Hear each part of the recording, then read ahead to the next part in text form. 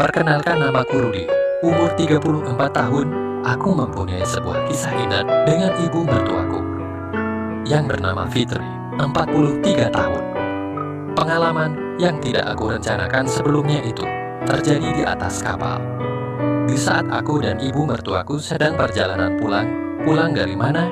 Ya, jadi ceritanya itu, ibu mertuaku itu mengantarkan adik iparku yang akan bekerja di pulau di mana aku tinggal dengan istriku. Setelah tinggal di rumahku selama 2 minggu, akhirnya aku diminta tolong oleh istriku pergi mengantarkan ibu mertuaku itu pulang. Karena kebetulan aku bisa ambil cuti tahunan. Besok itu aku mau antar pulang ibu mertuaku dari ujung timur Indonesia.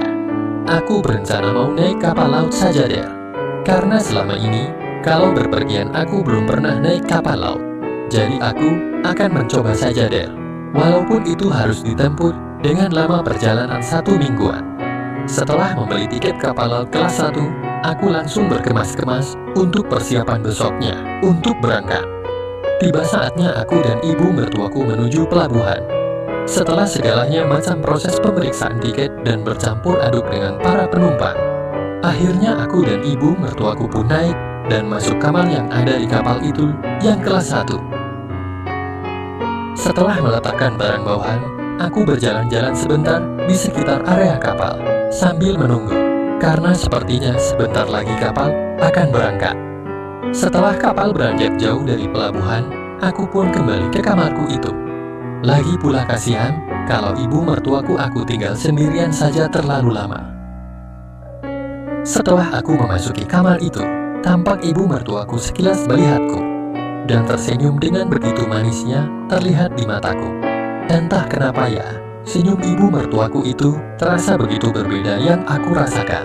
Entah karena suasana saat itu yang sunyi, karena hanya kami berdua saja yang ada di dalam kamar itu. Akhirnya kita berdua pun berbincang-bincang tentang banyak hal di kamar kapal itu. Sambil aku sesekali memperhatikannya, ternyata sempat aku melihat ada sesuatu yang tampak demikian yang ditutupi oleh jilbab dan bajunya itu. Lumayan juga nih, batinku. Waduh, kenapa jadi begini pikiranku pada ibu mertuaku sendiri? Padahal selama ini, aku biasa-biasa saja pada ibu mertuaku ini. Apakah karena kondisi saat itu yang begitu menjanjikan? Bagaimana tidak, selama seminggu akan berdua saja di dalam kamar kapal itu. Iman sih mungkin masih kuat, tetapi bagaimana dengan si iminku? Malam pertama itu masih belum terjadi yang istimewa antara aku dengan ibu mertuaku itu. Keesokan paginya, kami pun pergi sarapan di atas kapal itu. Setelah selesai makan pagi, aku bersama ibu mertuaku itu jalan di koridor kapal sambil bercerita dan diiringi dengan gurauan-gurauan kecil. Karena luar koridor itu anginnya cukup kencang, maka saat aku berjalan di sampingnya, aku mencium bau wangi yang begitu merdu dari ibu mertuaku yang anggun dan cantik ini. Seandainya aku bisa mendapatkan kesempatan itu, gumamku di dalam hati. Hari kedua, belum terjadi apa-apa juga di antara kami berdua itu. Tetapi sebenarnya khayalanku sudah begitu tinggi, entahlah dengan ibu mertuaku. Apakah beliau juga merasakan hal yang sama denganku? Apalagi beliau itu kan sudah cukup lama juga hidup tanpa seorang suami. Namun setelah makan sore dan kembali ke kamar, saat itu ibu mertuaku seperti biasanya mengenakan jilbab seadanya dan mengenakan terusan daster berwarna ungu. Walaupun hanya seperti itu, tetapi tidak mengurangi kecantikan dan daya tarik pesonanya di usianya yang sudah tidak lagi muda itu. Sore itu, kita berdua duduk di satu tempat tidur sambil bercerita dan basa-basi. Aku terus saja memandanginya. Semakin lama aku semakin tidak kuat menahan keinginanku itu. Saat kita sedang bercerita itu, tiba-tiba saja dastuarnya terselingkap sampai ke atas lututnya. Spontan saja aku mengatakan, "Indah sekali itu, Bu. Pastinya selama ini Ibu merawat dengan sangat baik dan secara sempurna." Ujarku sambil tanganku bergerak meraihnya secara refleks. Dan langsung dia menarik kakinya itu dari tanganku sambil berkata, "Dan Rudy bisa aja dia," ucapnya dengan senyuman yang mengembang. Namun saat itu, aku masih memegangnya, bahkan menggeserkan tanganku itu lebih ke atas lagi. "Nak Rudy, jangan gitu nak, gak boleh," sahutnya. Namun aku langsung tak menggubrisnya dan langsung saja aku demikian membuatku. "Nak Rudy, jangan begitu nak," ujarnya. Namun ibu mertuaku saat itu tidak menariknya dari Mulwajul. Tangannya malahan memegang kepalaku dan seolah-olah menekan-nekannya. Suaranya melarang, tetapi prakteknya menyuruh. Sehingga saat itu, akal sehatku mulai berangsur semakin menghilang entah pergi kemana. Aku pun semakin nekat, berusaha membuat ibu mertuaku itu semakin terbawa suasana saat itu. Dan secara cepat, aku menarik turun penutupnya. Segera aku ke daerah yang merupakan titik terindahnya itu. Setelah sekitar 15 menit aku bermain di daerah itu, langsung aku memberhentikan kegiatanku itu dan aku angkat kepalaku menengadah. Kulihat ibu mertuaku memejamkan matanya, seolah menahan kesenangan yang baru saja dia dapatkan itu. Begitu indahnya pemandangan yang ada di depanku itu. Ibu mertuaku begitu cantik dengan jilbabnya itu, serta menggunakan dastuar ungu yang telah aku buat sedemikian rupa kondisinya saat itu. Segera aku bergeser, lalu mendekati wajahnya. Dan tanpa permisi, aku sudah langsung memulainya. Dan ternyata ibu mertuaku langsung menyambutnya dengan memberikan balasannya. Ken, alangkah bahagianya hatiku ketika itu. Tak lupa tanganku juga bergerak sesuka hati ke tempat-tempat istimewa itu. "Mas Rudy, pintar sekali kamu mas," bisik ibu mertuaku dengan lembut ketika menerima suguhanku itu. "Ibu suka," balasku singkat. "Iya mas, sudah sekian lama ibu tidak lagi mendapatkan yang menyenangkan seperti ini mas," sahut ibu mertuaku dengan terus memberikan respon yang sangat baik dan penuh semangat. "Sekarang saja mas Rudy, cepat, ibu sudah tak THR," bisiknya. Langsung saja aku mempersiapkan segala sesuatunya untuk proses itu, sehingga ibu mertuaku sempat terbelalak dan berseru. "Hups, hebat benar itu mas," sahutnya. "Silahkan bu, apa yang ibu mau lakukan saja," ucapku dengan tersenyum bangga saat melihat ibu mertuaku yang kala itu terheran-heran melihat imingku. Ternyata ibu mertuaku langsung demikian ke arah yang sangat dia kagumi itu. Spontan aku hanya bisa memejamkan kedua mataku setelah sekian menit. Aku langsung memberhentikannya dan segera saja bersiap untuk ketujuan intinya tanpa melepas jilbabnya itu. Ibu mertuaku yang mengerti akan maksudku itu pun segera membuka jalan seluas-luasnya agar prosesnya jadi lebih mudah dan leluasa.